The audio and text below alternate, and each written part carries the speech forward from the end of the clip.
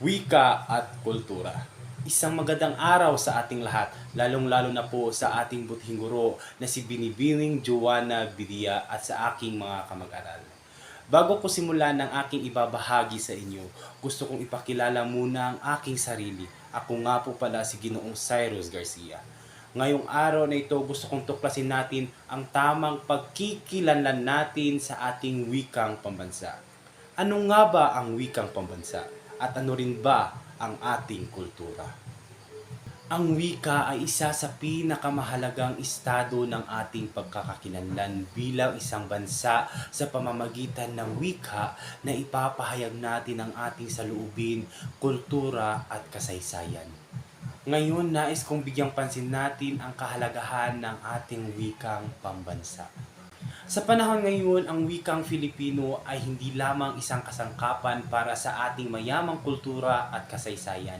Sa kabila ng iba't ibang wika at dialekto na ginagamit sa iba't ibang bahagi ng Pilipinas, ang wikang Filipino ang nagsisilbing unifying factor para sa lahat. Ngunit hindi natin maikakaila na marami pa ring hamon ang kinakaharap ng ating wikang pambansa. Sa kabila ng pagkakaroon nito ng opisyal na estado, marami pa rin ang mas piniling gumamit ng wikang banyaga sa araw-araw na pamumuhay.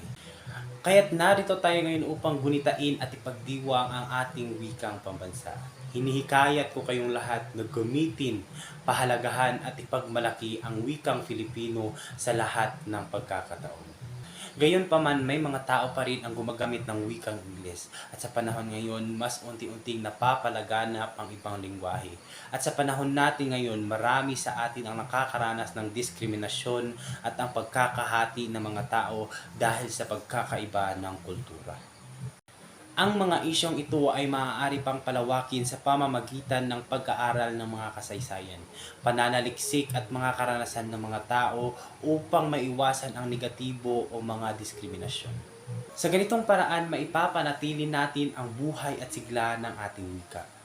Sa pagtatapos, nais kong ipaalala sa ating lahat na ang wikang Filipino ay isa sa mga yaman ng ating bansa.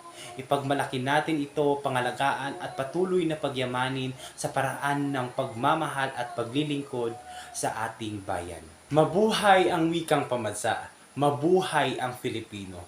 Mabuhay tayong lahat! Sa muli, ako nga po pala si Ginoong Cyrus Garcia, ang nagpapaalalang silbihan, protektahan at pangalagaan ang Pilipinas, ang sariling atin. Salamat.